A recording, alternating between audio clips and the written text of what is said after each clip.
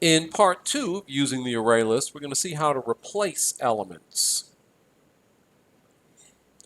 So in part 1, we looked at how to create array lists, add elements, print them, find the size, and use the get method with an index. We also want to be able to change elements, and this will use the set method. So let's take a look at an example. So this is a new program, capitalize list of strings. And here we're going to declare and create an array list of string called list of string. And as in the first example, we're going to use an interactive loop to enter an unknown number of strings. So we'll get one string, and then as long as the string has length greater than 0, we will add it to the list and get another. And this loop will end when the user enters a blank line.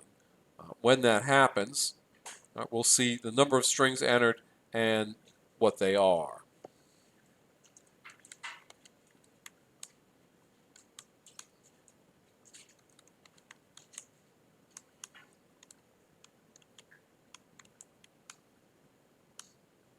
And there we are. Okay, so 3 elements. Notice the blank line is not counted. And suppose the problem is to capitalize these. So as a first attempt, we'll try this. So we know already that we can use an enhanced for loop to access elements of a list, so something like this. And maybe we can just call to uppercase. Maybe that'll change the element.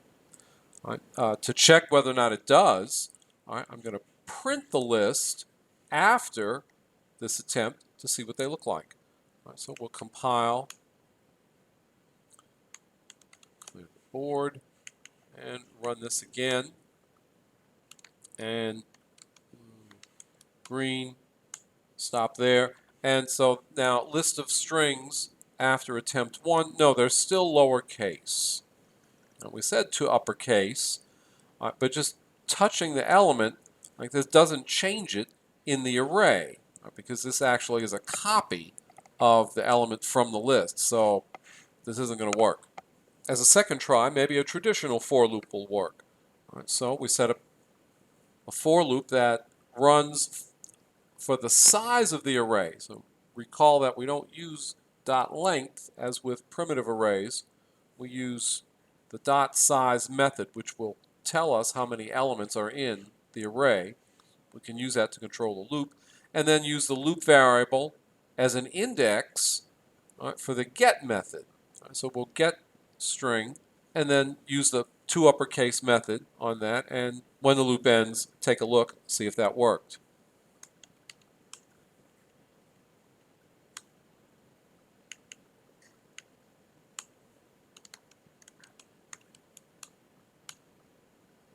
And it does not. All right.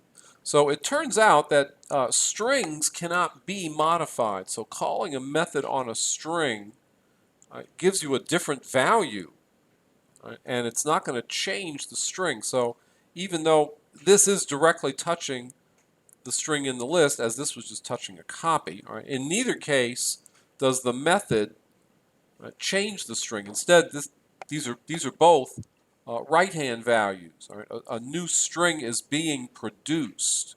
So we have to save that to the list. All right, well, how might that look? So in this third attempt, all right, we'll also use a traditional loop, all right, and have the same expression now that I used in the second attempt, but I'm going to save the result to a variable and I then add to the list. And let's see how that works.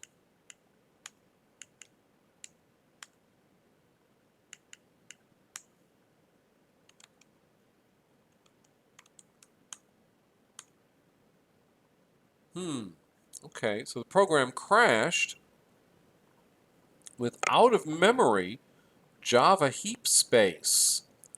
So what's happening here is the list keeps getting longer. So by adding an element to the list, the size is increasing.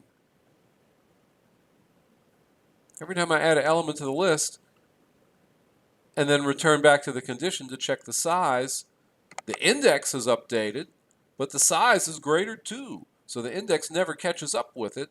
It ends up being an endless loop. So this isn't going to work. In fact, this is going to crash the program. I'll put a note here.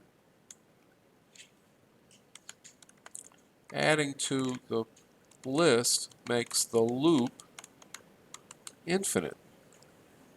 So what we use in a situation like this is the set method, S-E-T.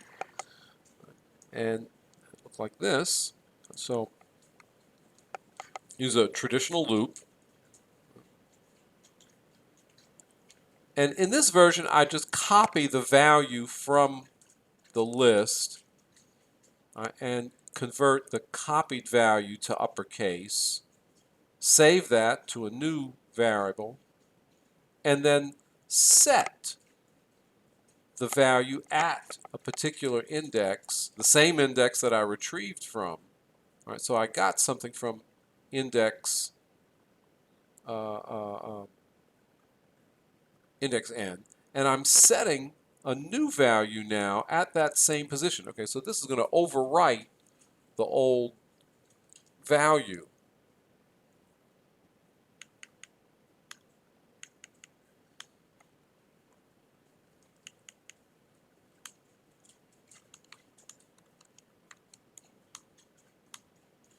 And there you see the capitalized values. All right, so when you have to replace a value in an array list, the set method with the index of the value you're replacing as the first argument, and then the new value is the second argument.